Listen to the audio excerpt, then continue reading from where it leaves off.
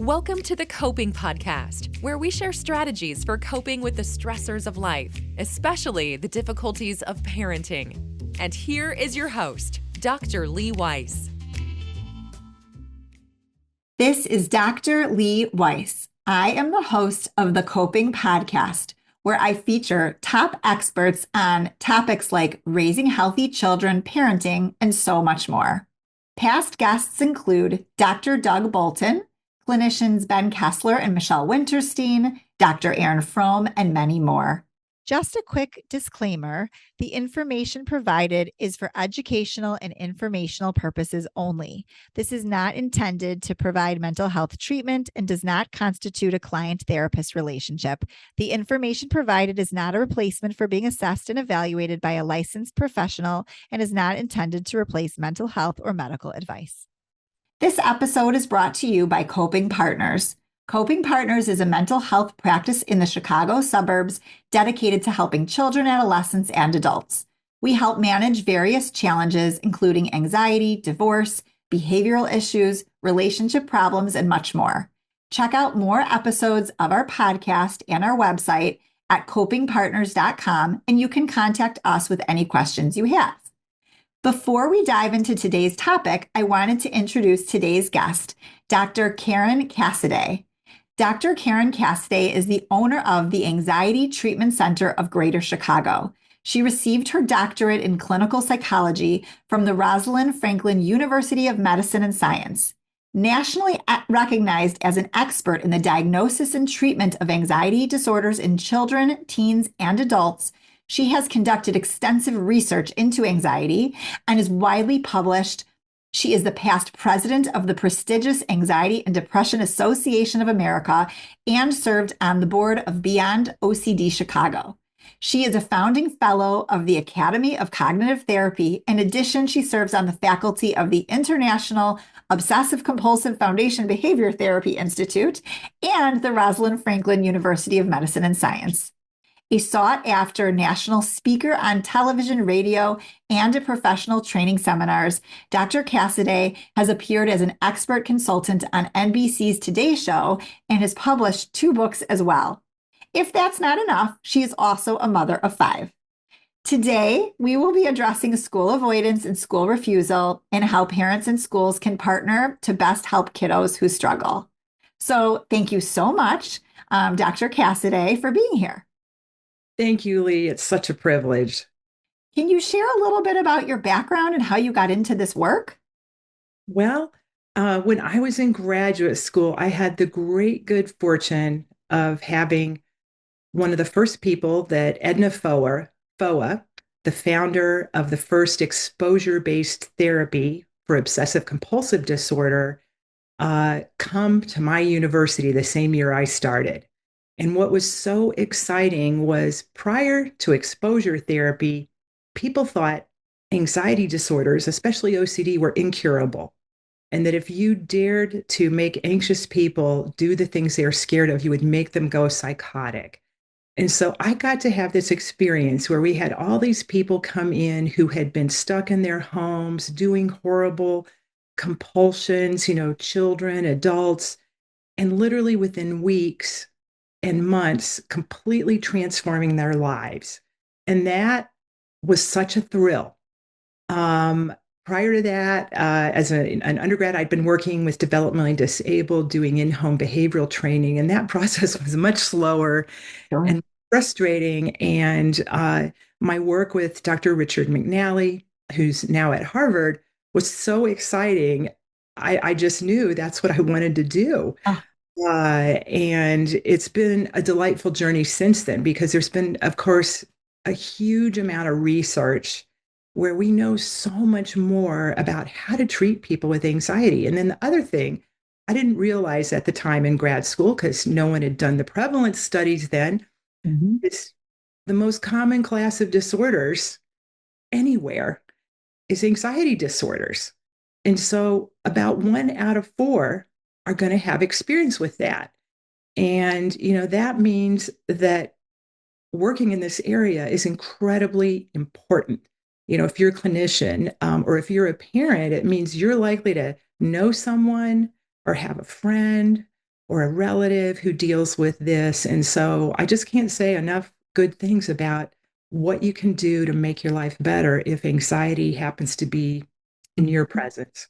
Yeah, no, it sounds like you both got lucky in terms of where you were at the time and who you were able to learn from. And then, like you're saying, the prevalence, the relevance, and all of the research since then, it's very fulfilling to be able to see progress before your eyes. That's really, really neat. Yeah. So, what would you say are the top few reasons why kids start to exhibit this school avoidance or school refusal in the first place? Yeah, well, actually, it kind of depends on the age group. Okay. So, and also your gender. So, we know, and I'll just give you some fun facts here that families might recognize. So, we know when kids are younger, okay, so this would be prior to middle school, oftentimes the biggest reason is an anxiety disorder. And that would be kids might develop separation anxiety. They might have a phobia. I've had kids that they're worried about dogs. And so they're afraid they've seen a dog barking near the school, and then they don't want to get off the bus or get out of the car, or they're afraid to wait because what if the dog got loose? And or afraid of vomiting or of seeing other people vomiting and get sick.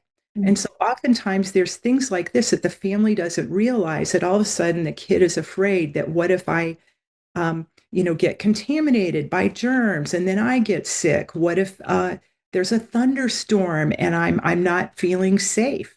And one thing I should preface with, these are called specific phobias, separation anxiety, or generalized anxiety disorder, chronic worry, is usually in younger kids, the thing they can communicate is that they can't, that they don't want to. And oftentimes they're not able to articulate that all of a sudden I'm worrying about something.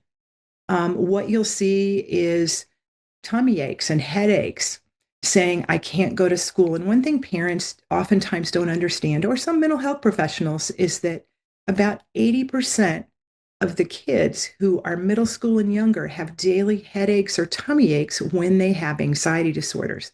So oftentimes they get misdirected to the pediatrician or the gastroenterologist, and then no one can find anything. Um, and so the parent sees the tummy aches, the headaches, and I just can't, I won't, I can't describe in full. And the parent might notice that. Then the other thing that we see is the perfectionist kids. They're worrying about tests, they're worrying about grades, or there was a teacher who just comes across as sterner or more demanding, and they are afraid that they can't meet the performance demands. Or they have social anxiety and they're afraid of, oh, it's a class where I have to do something public like physical education, Mm-hmm. or I have to find someone at lunch to sit with, or I'm supposed to speak up in class, or there's I a was going to say, give a presentation in front of the whole class, things like that and too. then you start to notice there's a pattern here. They're always really sick when there's one of these situations. So that's that younger group. When we see older kids, like middle school and older, then when it's girls, very often it's panic disorder. So a kid is starting to have panic attacks. And to them, what they're experiencing is, I just feel this imminent sense of either terrible illness or doom, or what if I go crazy? It's very hard to describe. And then you get a kid going, just tomorrow, let me go tomorrow, just today. Just I can't. desperate to avoid and put off that feeling again. Yeah, or they're constantly calling to be brought home, Yeah. because they're starting to get the panic attack or the limited symptom attack, where it's a small version. And these are the ones where the school nurses are constantly calling, or the vice principal saying, hey, your kid is crying in my office. They're We call them the frequent flyers into the nurse's office. fires. Yeah, exactly. And they keep needing breaks. And then what we see in this group is they start making excuses that are potentially plausible. It's my period.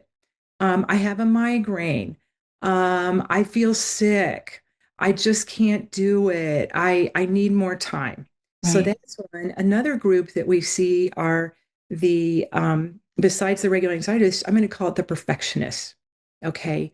And these are the kids where they're worriers or they have OCD and they didn't do enough in their mind and they want more time. And so they want to stay home to work on something. And So an assignment that was due that day, for example, they didn't feel like they put forth enough time, so they want to procrastinate a little bit to be able to make it better.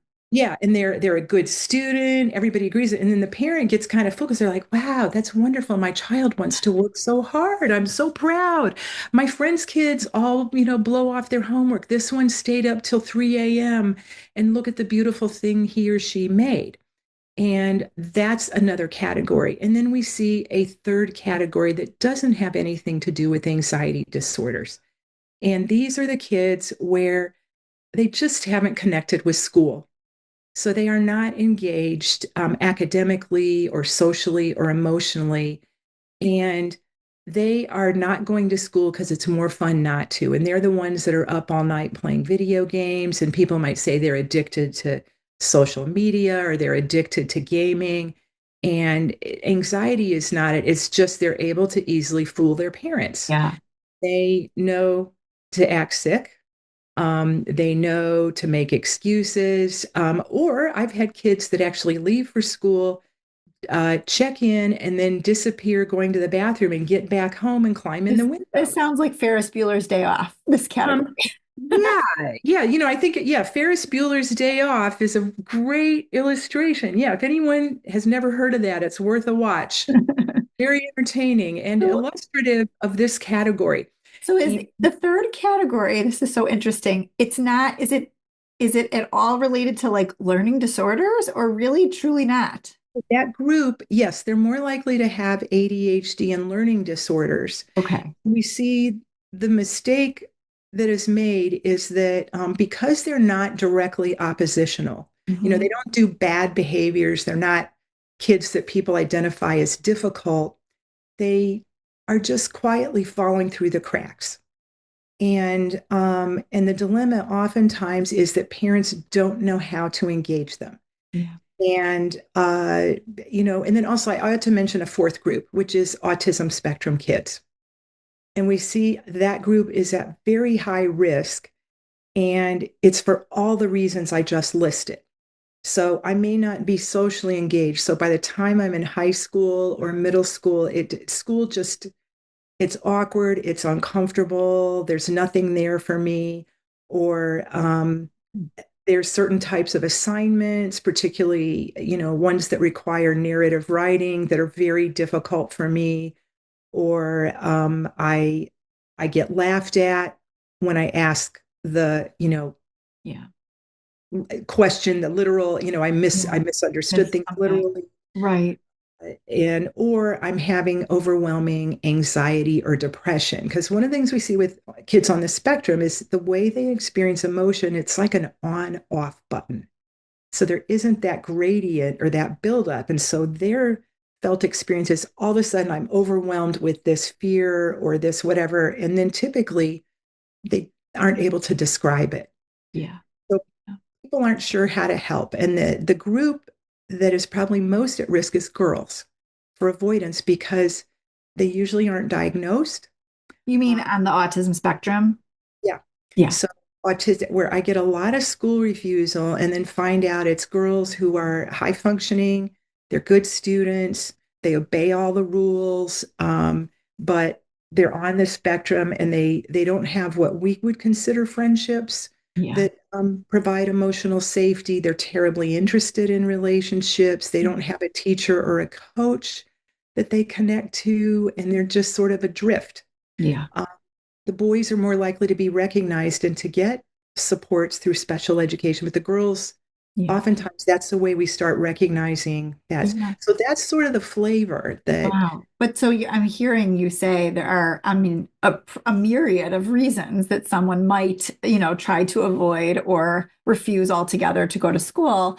And based on their age, based on their gender, you really have to almost be curious and be a detective to figure out what is underneath that behavior, because it really can be a number of different reasons, but there often is a really valid reason that they're struggling with something and they really need help.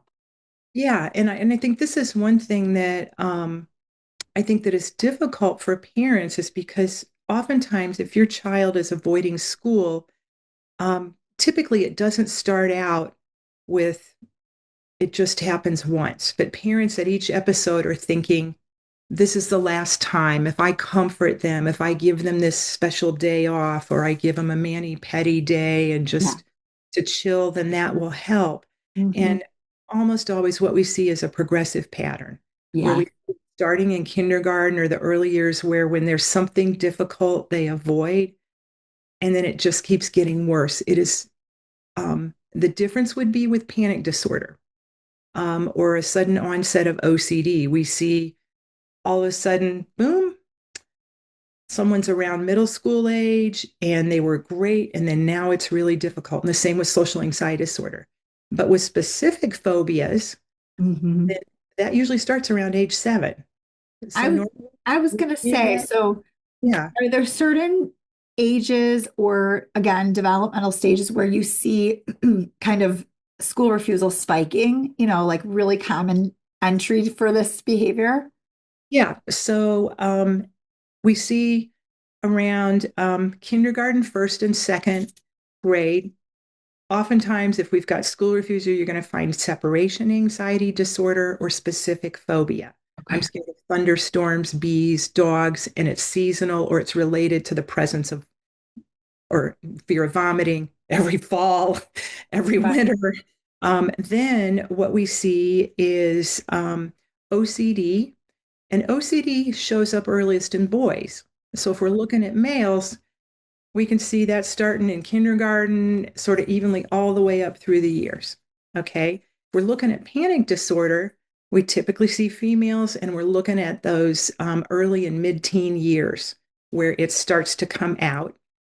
Autism spectrum, um, typically what we're seeing is if it's, shall we say, a more complicated version, then we see that happening usually second, third, fourth grade, and around where social relationships become more than just my friend is the one that does what I do. It's based on social preferences. Right. Um, and then social anxiety disorder, then equally in boys and girls, then that middle school and high school age group, it starts to crop up. For sure. And So so what that, you're saying, you were kind of alluding to this a little bit earlier that, when parents see that their child is struggling and does not want to go to school, the parents who say, okay, like let's just take the day, we'll have a mental health day, or we'll go do something together, and they think it's just kind of benign, like a one-time thing, you're saying it typically isn't resolved with that one time. Tell us a little bit nailed it on the more, head. just kind of like in terms of the parents listening. What should parents do when they hear a child is hysterical and cannot go to school? Words like that. What is Yeah. the best thing for them to do at the outset, and then over time when they see that, yes, indeed, it is a pattern? Yeah. Well, there's a couple things. So, number one, the worst thing you can do is to have them not go to school. Okay. And that is very hard for me to say because I realize your kid could be having a meltdown. They might be vomiting out of anxiety or doing, we'll say, dramatic behaviors or telling you that they want to kill themselves. Oh, They want to kill you. We've had that too. And so parents get fooled. And so the first thing is if I were a parent, one thing I'd want to vow is that unless my child meets the American Academy of Pediatric criteria for illness, which is a fever over 100.1 Fahrenheit, mhm. vomiting more than 3 times, diarrhea more than 3 times, because that's when we start going, that is an illness as opposed to anxiety. Right. Or somatic kind Yeah, of. somatic. Yeah, I like that word. It's somatic as opposed to an actual organic illness. Then my kid has to go to school. And the problem is, as a parent, if your strategy of parenting is to always comfort when a child shows distress, and you've never used an effective timeout or effective active ignoring when they're having an emotional meltdown, then you are caught off guard and you don't have a way to handle it. So, what I'd actually say, if you want to prevent it, then we see now that using a gentle parenting strategy where you don't insist your child manage frustration without your help, and you don't allow them to calm themselves down without your help, and you don't insist they do things that are frustrating, then you're setting them up for school refusal. Wow. And you're also setting them up for failure in life. We now know that from longitudinal Mhm. data. And Right. I know this sounds very controversial right now, but if we want to follow science Yeah. and all the top thinkers and movers and shakers, you have to teach your child starting as soon as they have their first tantrum that you can survive big feelings, you can survive frustration and disappointment and Absolutely. fear. Okay. Absolutely. I was going to say this reminds me of Jonathan Haidt, who wrote, Yes. the recent book, uh, oh my gosh, The Anxious Generation. I blanked for Great. a second. He talks about how children are like trees, that they need to be exposed to some level of stress, whether it's wind or weather, or challenges for children to be able to grow strong and resilient. So Right. for the tree trunks that, are able to stay. And Yeah. it's so interesting that, we as parents are always trying to make our kids feel better, and it's naturally wired in us to care and to not want them to be distressed. But what you're saying, of course, and what we know is true is that that's the only way for them to practice being able to be okay, without us. And so as much as it's distressing to see your kiddo be like, I can't go to school, I can't do this, my homework isn't completed, or whatever the case may be, that we have to be able to push them to go. And so another way to put this is if your child is avoiding school and they don't meet those American Academy Mhm. criteria for genuine illness, and I'd say I found moms and dads actually almost always know it's not real illness. They've Mhm. got a feeling. It's very easy when your kid's really sick.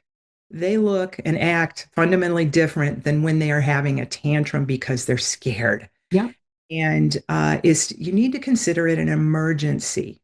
emergency where the critical care is I have to get them into school. And so there's two different ways to do that as a parent. And we, in my practice, we actually go into the home and help, and we consider it an emergency. Someone's got to get in right away, um, not during school, so they have an excuse to miss because we don't Mhm. want to perpetuate that. Is you drag them if they're little. If Yeah. they're under 100 pounds, then you drag them into the car, you get a neighbor, a friend, someone, and you just say, we have to get to school. Yeah. And you also tell them, look, honey, you're just scared. And you say just scared because you're kind of indicate it's just an emotion. This Yeah. is not, it's a false signal. And you don't have to explain that because your kid can't process much. But what you want to show is, I'm calm, I'm comfortable with your discomfort, and you must go to school.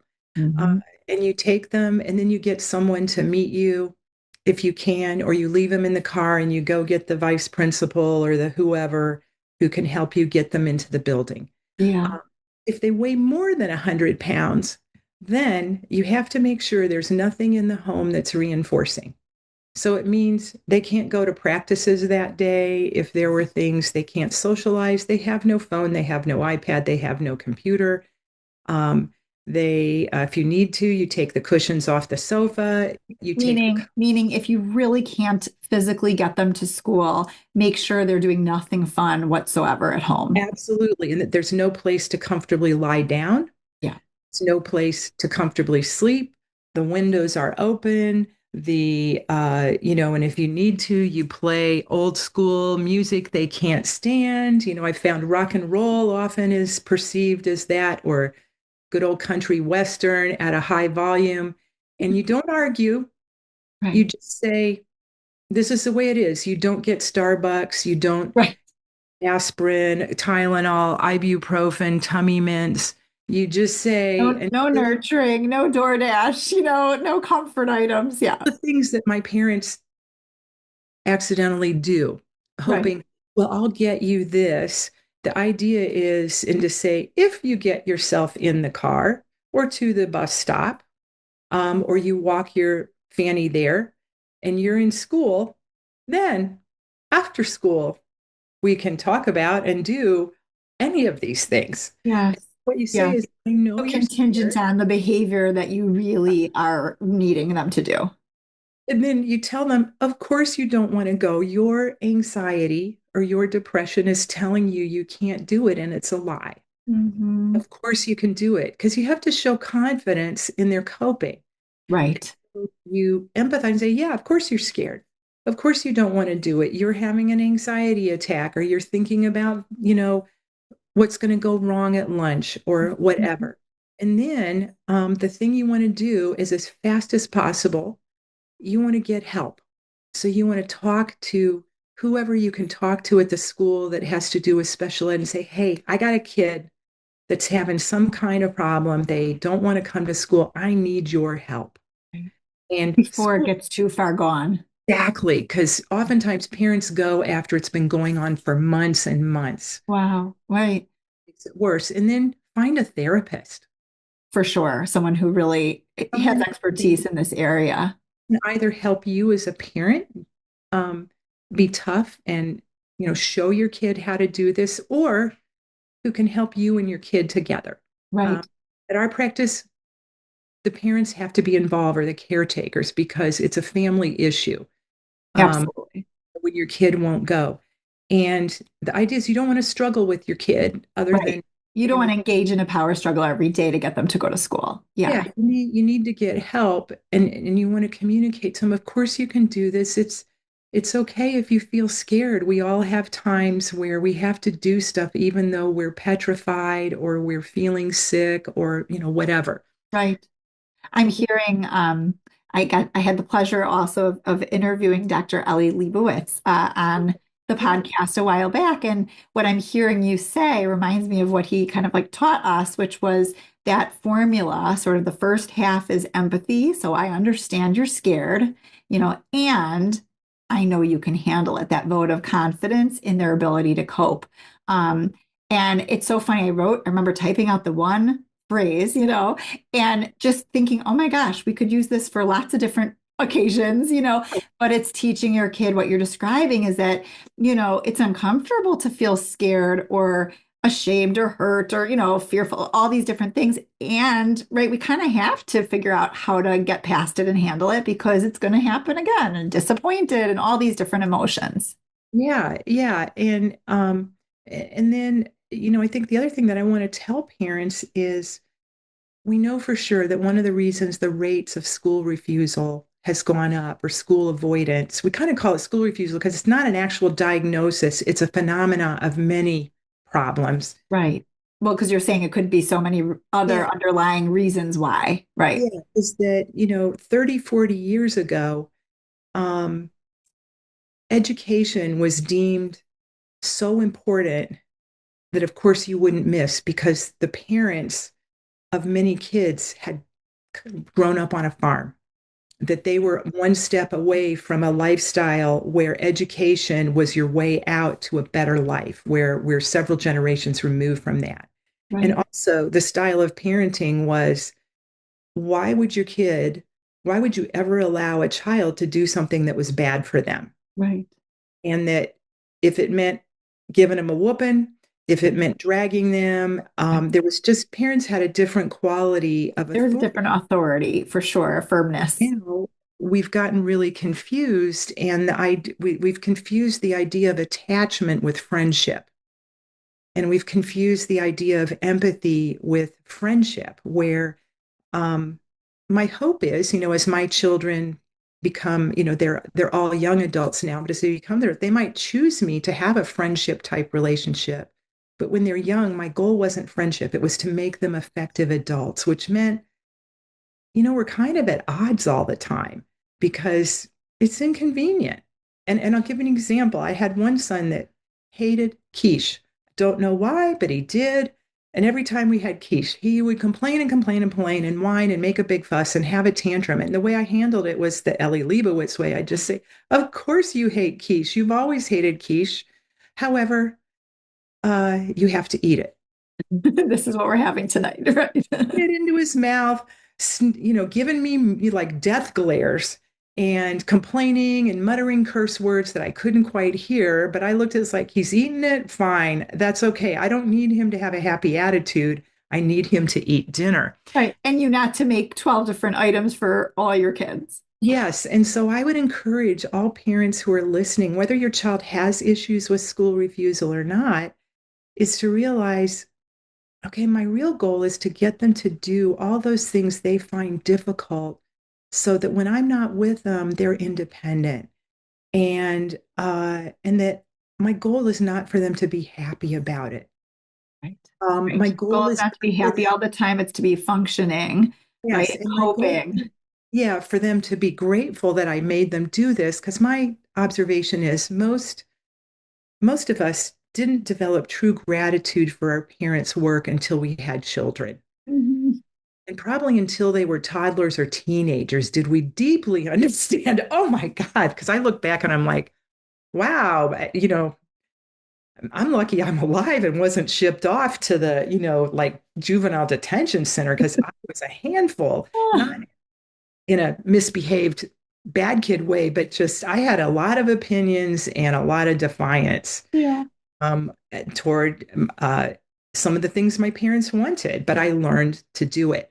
And so the idea would be say, let go of the idea of your kid being happy with you or agreeing with you on these kinds of things and give yourself the authority to be the wise one. Hmm. And what I've seen is I think parents have less confidence in themselves now because they're looking at all these different opinions. And there's a lot of vociferous and ardent people who are saying, I only do gentle parenting. I've never done a timeout. And Dr. Karen Cassiday's belief is your children probably have temperaments that are nicer than my children's were. And that might have worked for you, but I can tell you as a therapist, it's Doesn't not work. going to work for most kids. Right. Right. For most kids. Yeah. Right. Well, and I want to go back to what you said before about how if a parent has a child who's refusing to go to school, you're viewing it as an emergency. And I thought that word was really powerful, because you're saying, you have to correct this. You have to get in before it becomes a habit. That's how I interpreted it. But can you say more about that? Like, how often is it just a one time versus becoming a slippery slope? And at what point do most people truly ask for help in terms of intervening? Um, well, I think the first thing is that it doesn't matter who the kid is. It is always an emergency because we see if we have one incidence of school refusal, the rate of having a second is astronomical. And after the second time, the amount, goes way, way up. I mean, it's an ascending curve, Wow. mathematical terms. And so what you do that first time is critical. So that's one thing. Because one thing we see is that if children have good resilience, they don't avoid school. Hmm. So I think I want parents to understand if my child picks avoidance as a strategy for anything, I have a child who has lack of resilience. And I have plenty of kids I see where they have learned to be resilient and they have a terrible anxiety disorder and they're not avoiding school or camp or anything. Hmm. They're just suffering through it and white knuckling their way through. And I look at that and I go, whoo, okay, I've got a tough cookie here. Hmm. I've got a kid that understands certain things need to happen no matter how I feel. Whereas if we see someone picking avoidance, that is a danger signal, not just for school attendance, but for the development of their social, emotional well being. Yeah. And so that's why we call it an emergency. It's signaling something more than just the disorder that you're dealing with. Right. Because it is not inevitable that kids avoid school if they have an anxiety disorder or Right. if they have depression. Well, and if they rely too heavily on avoidance as the strategy, obviously not a great strategy. I often think about what are they going to do when they have a job? How are they not going to get fired? How are they going to keep work? How are they going to deal with relationships when they get stressful? Like that avoidance is not a great strategy long term. Or college, or it's the phenomena that's behind ghosting, Oh, or behind interesting. estrangement. We see 40% of parents now are going to have a child that inexplicably estranges them where there's no family pathology. Wow.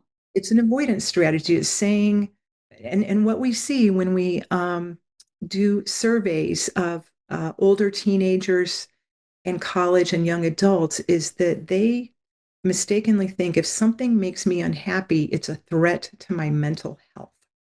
Okay. And so kids, if we let them avoid, then they're going to accidentally say the situation is the threat, school is the threat, or the Hmm. thing that happens at school is the threat, as opposed to the threat is how I handle myself. Right. Because we want kids to learn that we call it agency, the idea that how I handle things, my beliefs, my attitudes are the single most important thing in the world, and that my mind is the most powerful tool ever. And that I can learn on the job to do things that make things go better. And we see when someone has that perspective, they're hopeful, they're optimistic, Hmm. and they know that even when no one's around to help me, it's up to me and I can count on myself. Yeah. So internally, they have integrity and reliability, and that's what creates self-worth. Right. Okay, self-esteem is a measure of your accomplishments, and that's a shallow thing. But self-worth is where you know I have integrity and I can be the kind of person I can rely on and admire, and I can achieve things that really matter deeply to me. Yeah. Uh, and this is how you get it, is Right. doing stuff like going to school every day unless you're really sick, Right. in quiche, or um, I love it. forced to go apologize to the neighbor who you Right. just insulted Right.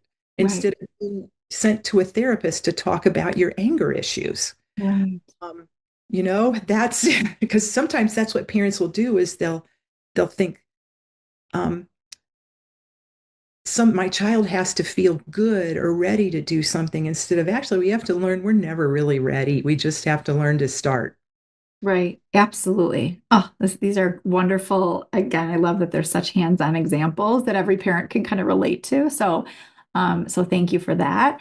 I'm going to shift gears towards school, Right. in terms of if parents have a kiddo who does have a diagnosis, let's pretend it's anxiety, but I know it could be another, and they have either a 504 plan or an IEP plan, and their kiddo is struggling with school avoidance or school refusal. What are common interventions or accommodations that a parent might ask for in the school setting that you've seen to be effective? Yeah, and so it's going to kind of depend on the problem. So let's say a kid is has a phobia. Hmm. There's something like thunderstorms, bees, bugs, vomit, uh, whatever. Then it's really helpful for the school to know and to have the idea that, okay, if this happens, then we want to be ready to know what do we say to the kids. So we want to teach the staff to say things like, oh, I know you're scared. You heard a kid threw up in the second grade. Of course you're scared, but I know you can handle it. And then, if possible, we want to give them what are some coping strategies this kid could use to Hmm. slow down or gentle their breathing, um, Hmm.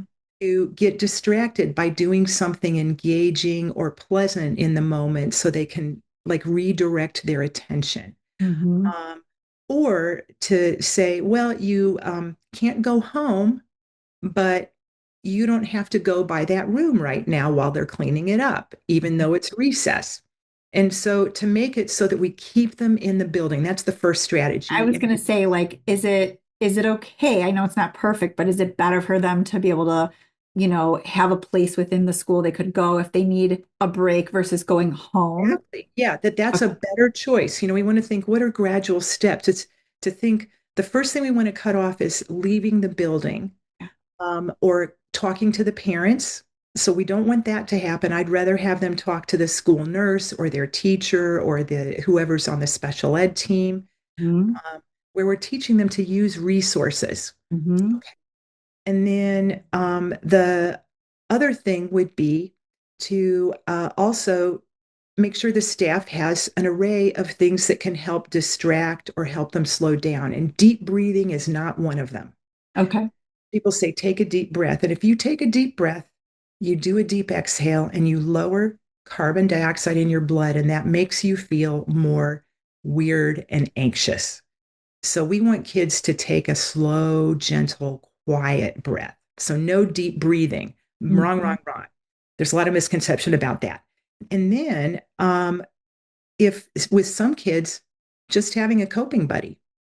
So with younger kids or middle school kids, sometimes if we can say, okay, we have preferential seating. They Mm-hmm. just feel better. They're more distracted. So they can be with this person at recess or lunch. Mm-hmm. That's fine. Um, and then ultimately, what we'd like is an exposure protocol. So it would be, okay, school's over.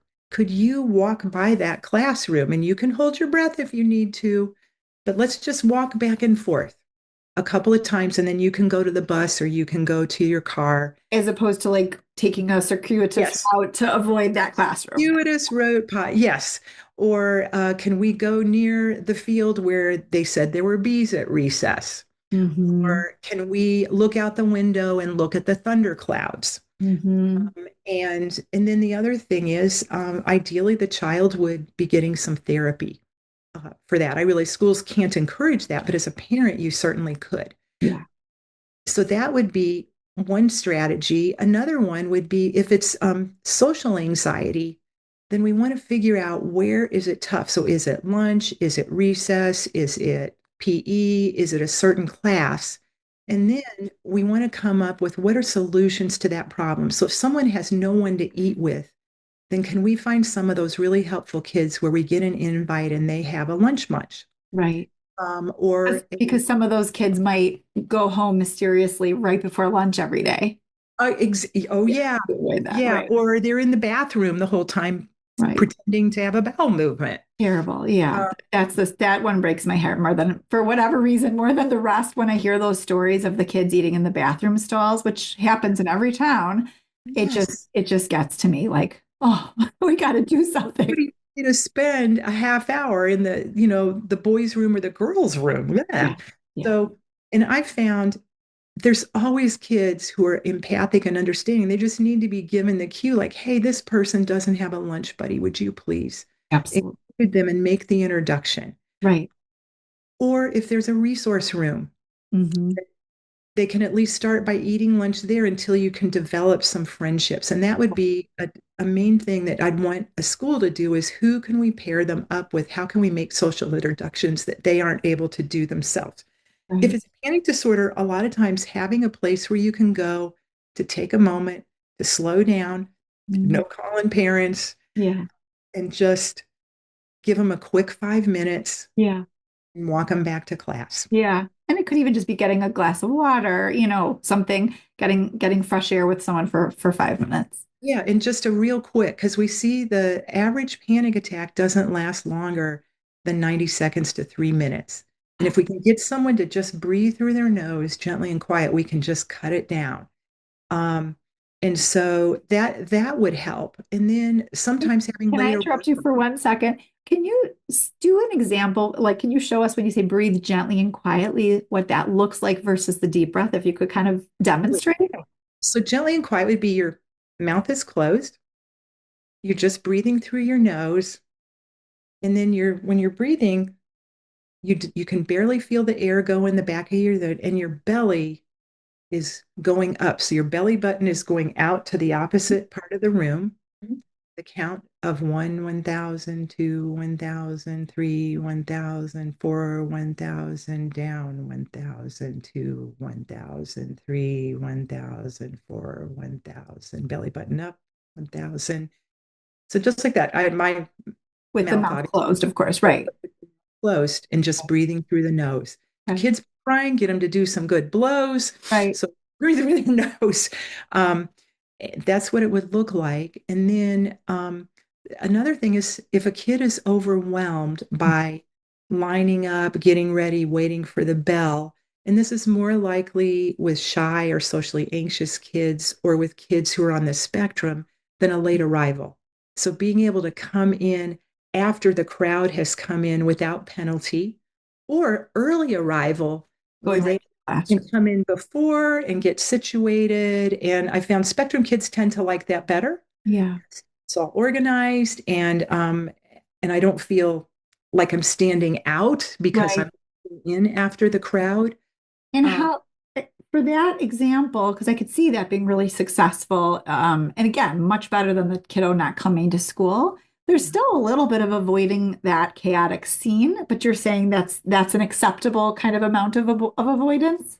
yeah, because the idea is we're trying to solve the problem that's Mhm. causing the school refusal. Yeah.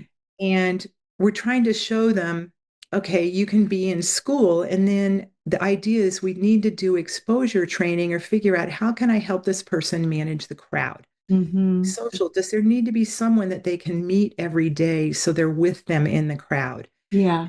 Sensory overload.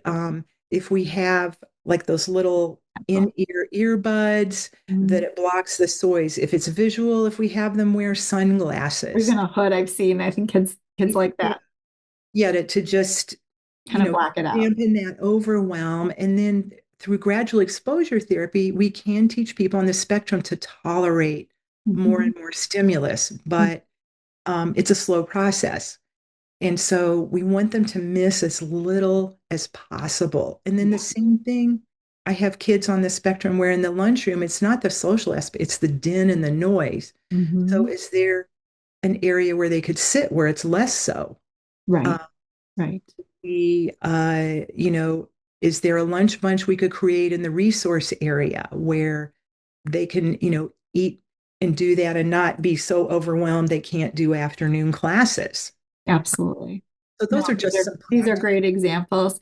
I was Yeah, going to say, can you share a success story of a kiddo that you have been working with, of course, without their names, who were originally avoiding school and kind of like what interventions were used both at the school and the home and kind of how it turned around to give some hope to struggling families? yeah, yeah. So, okay, here's an example. Is We had a middle schooler who had been doing really well. She had one or two episodes in early elementary where she avoided school and the parents weren't sure she was sick. And when she looked back on it, she just knew she felt scared. She Mhm. couldn't articulate why, but we saw that happen, but it wasn't something that coalesced. And then starting in seventh grade, okay, so her second year of middle school, she started getting sick and missing school. And after a week saying, I'm going to throw up, I am sick, I can't do it. And so they kept her home, they gave her palliatives, Tums.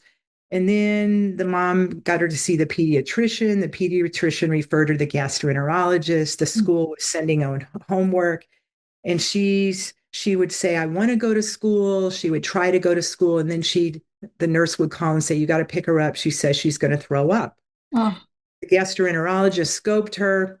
oh, Beautiful GI tract, nothing wrong, upper GI. This is a couple months into school, and the GI doctor concludes she's fine. This must be something somatic, something to do with anxiety. And so then she got referred to us.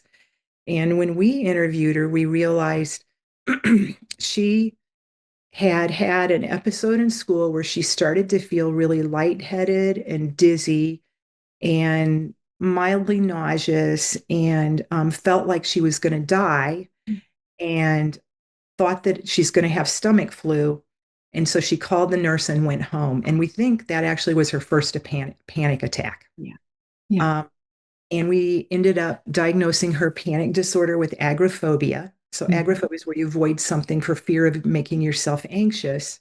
And so we started doing interoceptive exposure, where we made her recreate the symptoms of anxiety. And we did this before we started getting her back in the school building. And so we would run in place with a stomach full of 7-Up to try and make that fizzy stuff make her feel awful. And we had trash cans with plastic liners. Said your goal is try and make you sick, so you might even throw up. And we would run up and down stairs. You're basically hazing her. Yeah, we had her eat a Big Mac and then run up and down stairs. And very interestingly, we could get her to gag, but she never vomited.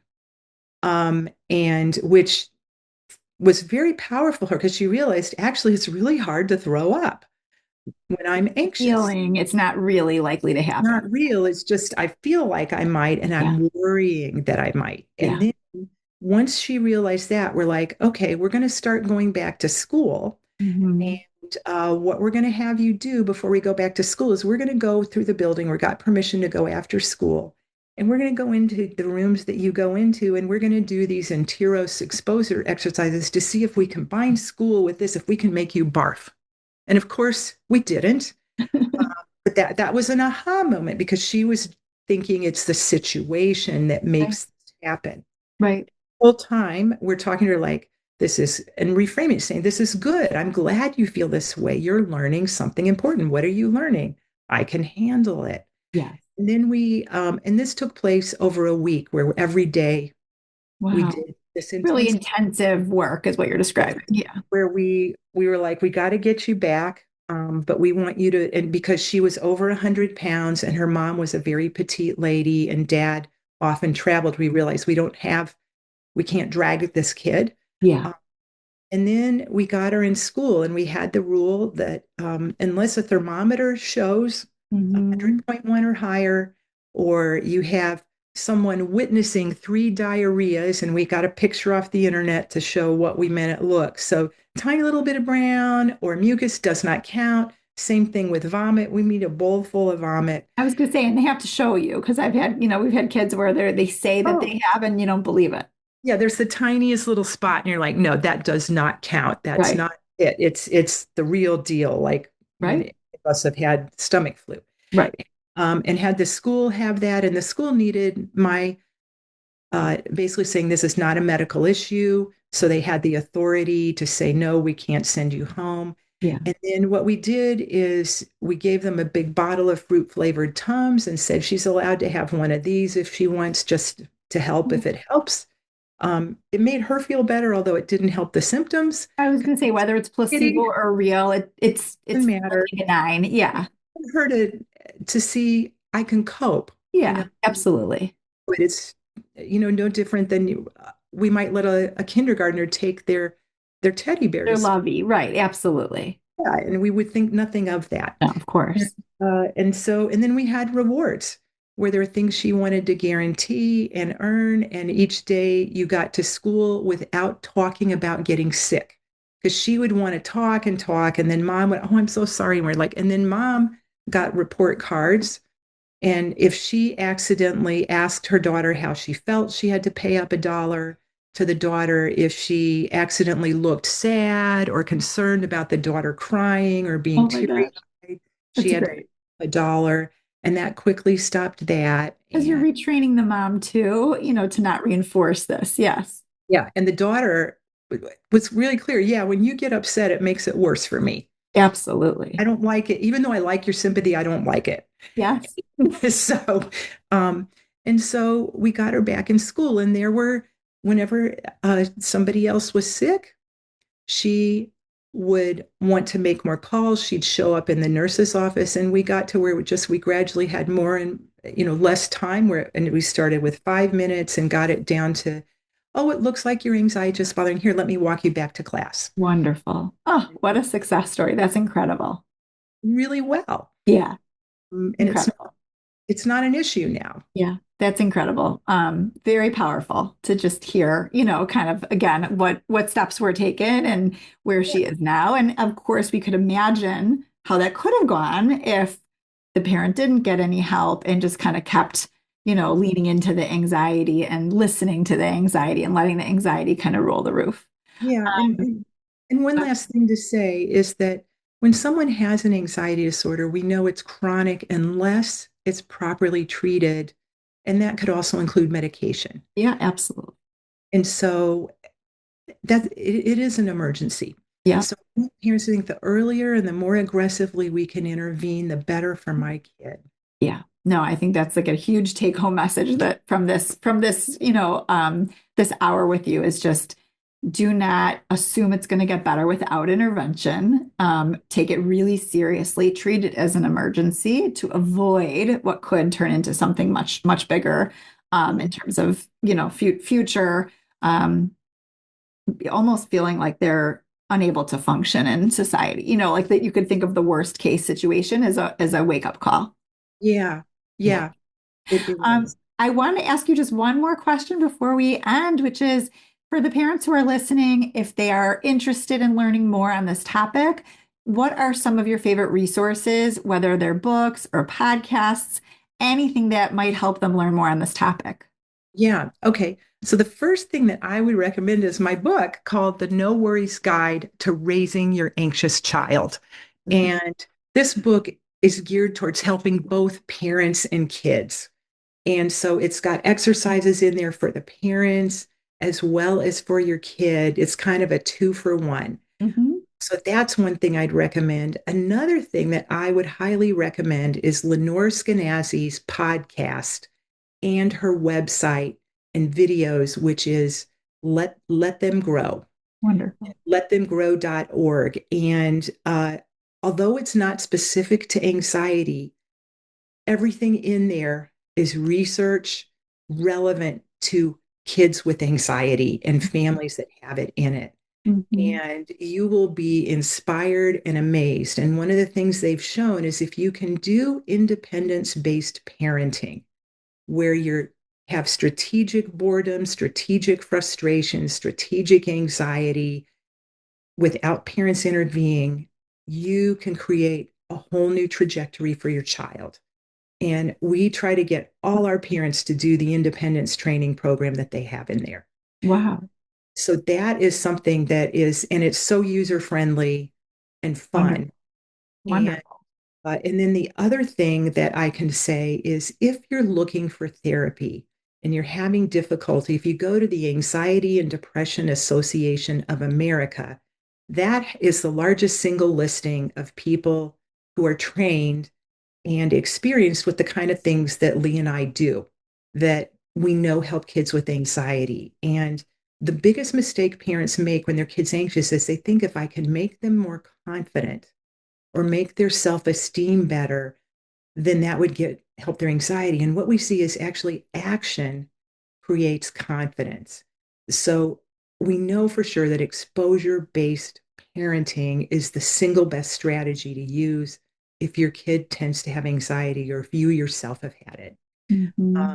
So those would be like the 3 big, easy places to go to get the information that you need. Absolutely wonderful. Thank you so much, Dr. Cassiday, for sharing your time and your expertise with us. It's been a pleasure. Everyone, check out more episodes of our podcast. Go to copingpartners.com and click on podcast and articles. And thank you, as always, for tuning in. And thank you again, Dr. Cassiday. Thank you, Lee. Thank you for listening to the Coping Podcast. We'll see you again next time, and be sure to click subscribe to get future episodes. And check out our podcast page at copingpartners.com.